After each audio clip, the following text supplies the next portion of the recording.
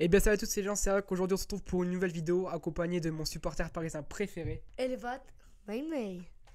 Du coup les gars on se retrouve pour débriefer le match de l'OL et du PSG qui s'est soldé sur un malheureux match nul avec l'ouverture du score signé Paqueta à la 8ème minute et l'égalisation. Kilo Kerrer.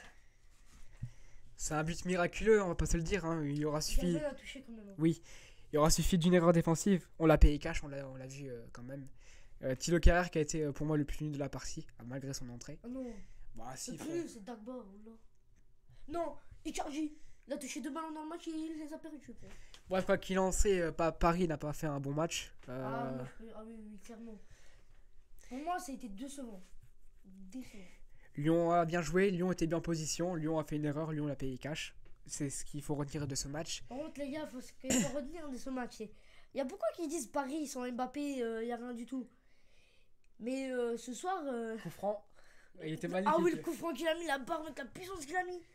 Mais il y en a beaucoup qui disent Paris sans Mbappé, c'est rien et tout. Mais regardez, ce soir il était là et pourtant on n'a pas fait un gros match. Hein.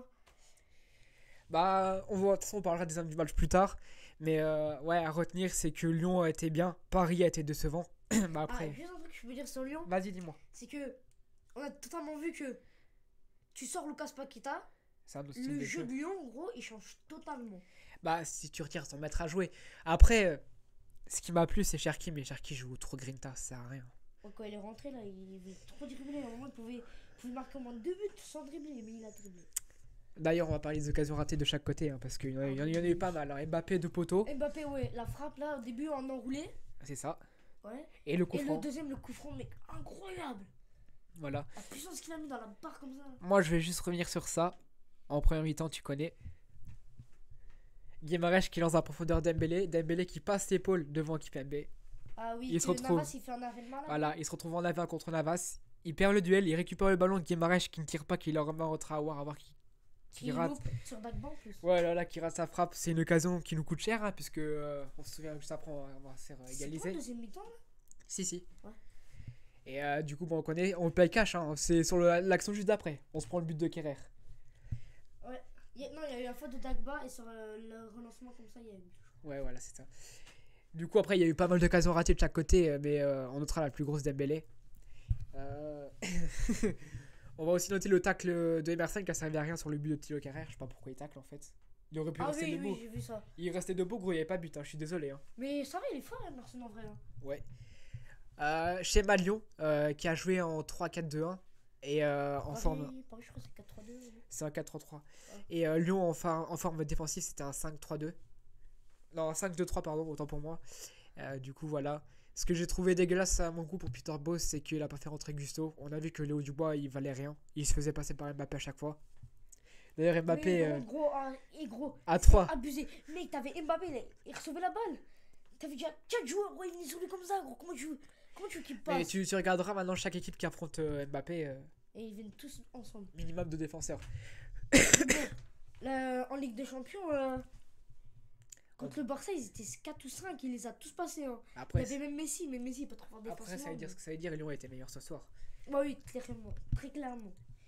Voilà, après, mais qu'est-ce que. On s'est un peu réveillé en deuxième mi-temps.